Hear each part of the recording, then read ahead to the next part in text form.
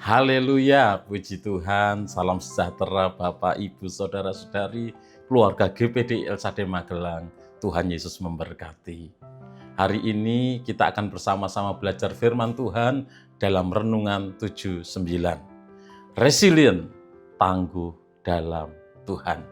Saya akan membacakan firman Tuhan dari Kitab Kisah Para Rasul, pasal yang ke-26, ayat 22 dan 23. Kisah Para Rasul, pasal 26, ayat 22 dan 23, demikian bunyi firman Tuhan. Tetapi oleh pertolongan Allah, aku dapat hidup sampai sekarang, dan memberi kesaksian kepada orang-orang kecil dan orang-orang besar.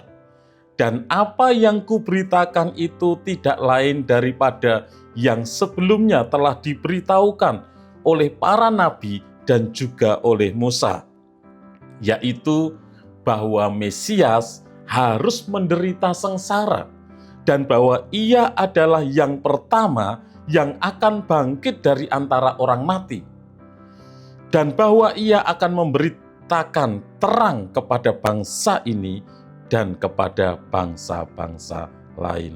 Puji Tuhan, renungan firman Tuhan hari ini saya beri tema terang yang menyelamatkan. Terang yang menyelamatkan. Bapak Ibu, setiap orang membutuhkan yang namanya terang. Ketika listrik mati pada malam hari, kita akan menyadari bahwa betapa pentingnya, betapa berharganya terang itu. Tanpa terang kita tidak tahu arah. Ketika malam hari listrik mati, kita ada dalam suasana yang gelap, kita nggak tahu arah.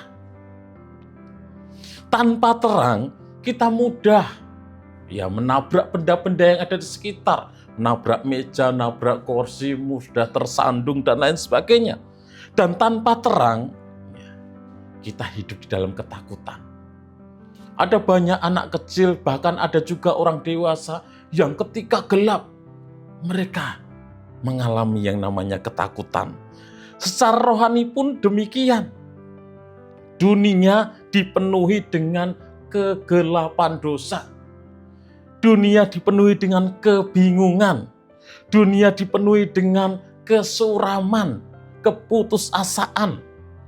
Namun di tengah kegelapan dunia ini, Allah menghadirkan satu terang yang sanggup menyelamatkan manusia, yaitu Tuhan Yesus Kristus. Yesus berkata, "Akulah terang dunia."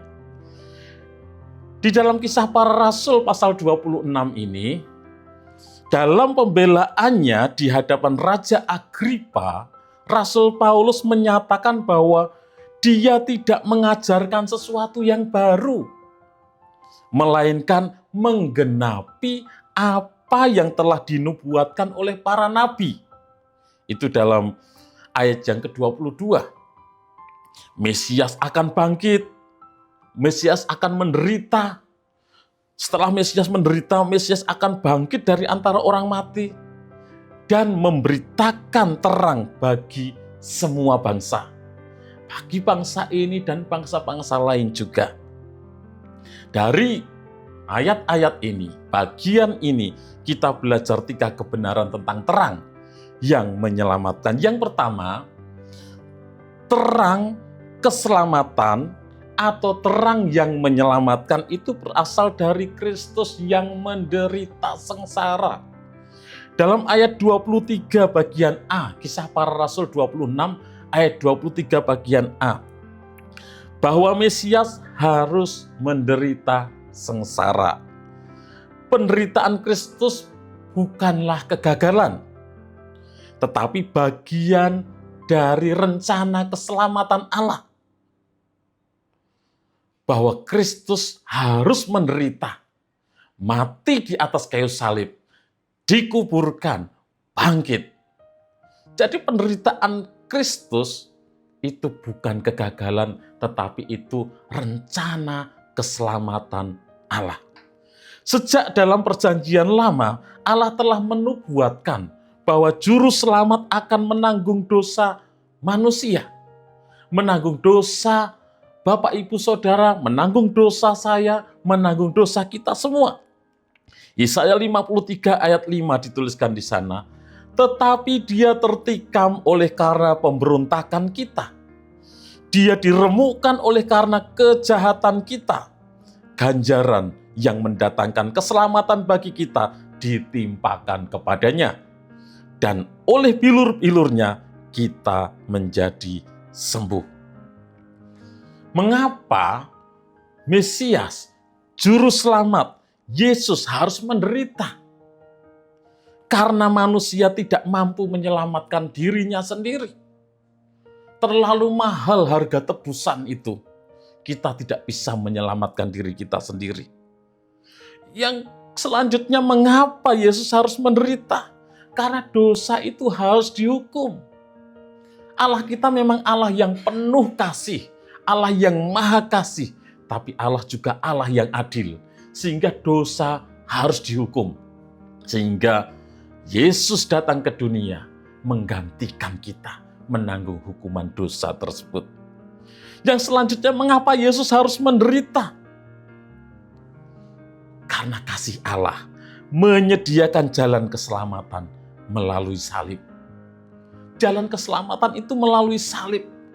Sehingga Kristus, Yesus harus menjalani semuanya itu. Salib yang dahulu dianggap lambang kehinaan, namun justru menjadi lambang kasih Allah yang terbesar, di mana Allah menyelamatkan kita umat manusia dengan melalui cara salib. Bapak Ibu, banyak orang ingin menerima berkat Kristus, berkat Tuhan, tetapi tidak mau memandang salib Kristus. Keselamatan bukan diperoleh melalui usaha manusia. Tidak bisa didapatkan melalui usaha kita, tetapi melalui pengorbanan Kristus di atas kayu salib. Efesus 2 ayat 8 dan 9 dikatakan, karena kasih karunia kamu diselamatkan. Itu bukan hasil usahamu, itu bukan hasil pekerjaanmu, itu pemberian Allah. Jangan ada orang yang memegahkan diri. Tidak ada terang keselamatan tanpa salib. Kita bersyukur Yesus datang ke dunia, menderita, mati di atas kayu salib untuk menebus, menyelamatkan kita. Dialah terang yang menyelamatkan. Yang kedua, terang keselamatan dinyatakan melalui kebangkitan Kristus. Dalam Kisah Para Rasul 26 ayat 23 bagian B dikatakan, dan bahwa ia adalah yang pertama yang akan bangkit dari antara orang mati. Kebangkitan membuktikan bahwa dosa telah dikalahkan. Yesus sudah menanggung di atas kayu salib. Yesus mati, Yesus dikuburkan, tetapi Yesus bangkit dari kematian. Dosa telah dikalahkan. Maut telah dikalahkan.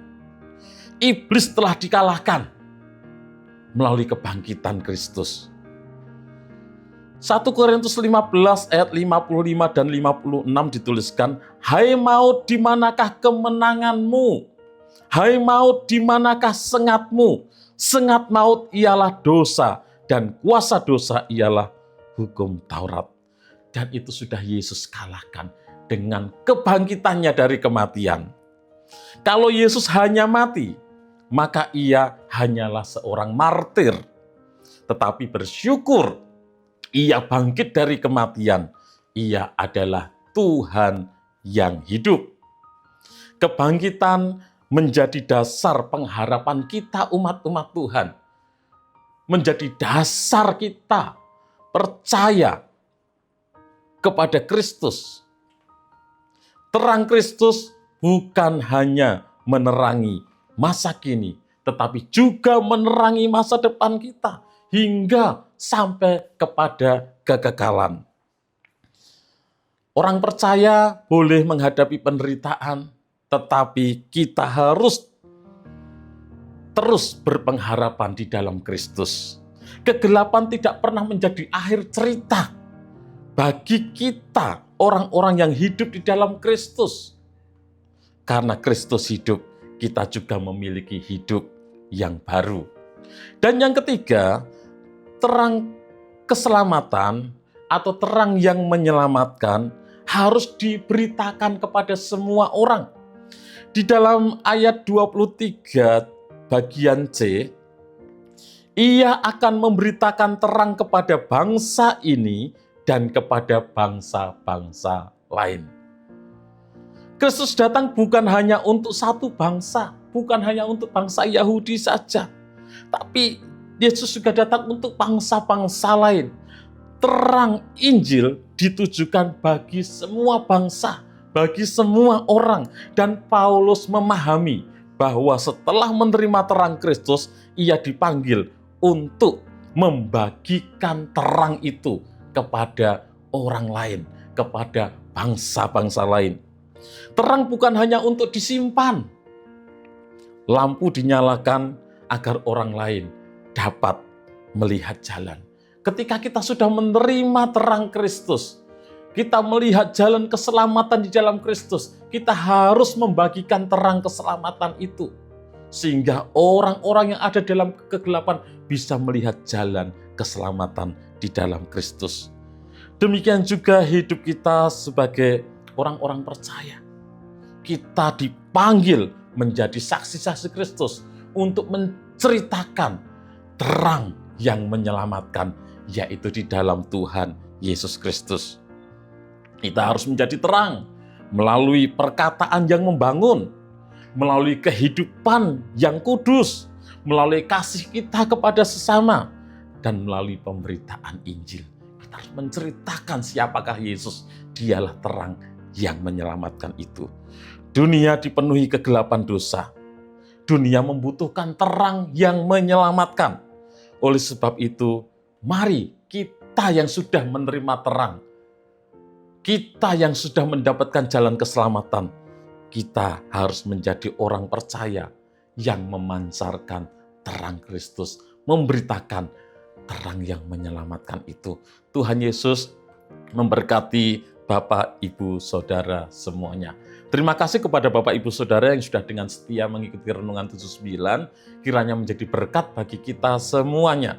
Bagi Bapak, Ibu, Saudara yang ingin didoakan dengan pokok doa tertentu atau ingin menyampaikan kesaksian, dapat menyalurkan melalui chat WhatsApp di nomor 0813 2742 0088. Mari kita berdoa. Terima kasih Tuhan Yesus, kami bersyukur bahwa Engkau adalah terang yang menyelamatkan kami. Kami boleh percaya kepada Engkau, menerima Engkau sebagai Tuhan dan Juru Selamat, dan kami sudah ada di dalam terang.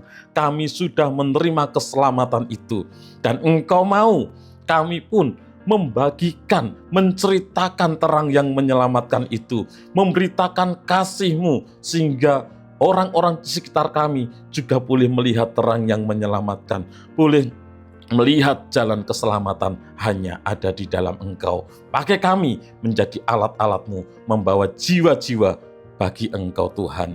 Memberkati seluruh keluarga GPD Elsade Magelang dimanapun mereka berada. Biarkanlah kami keluarga GPD Elsade Magelang mendengar kegirangan dan sukacita. Hapuskanlah segala kesalahan kami. Dalam nama Tuhan Yesus Kristus, kami berdoa dan bersyukur. Haleluya. Amin.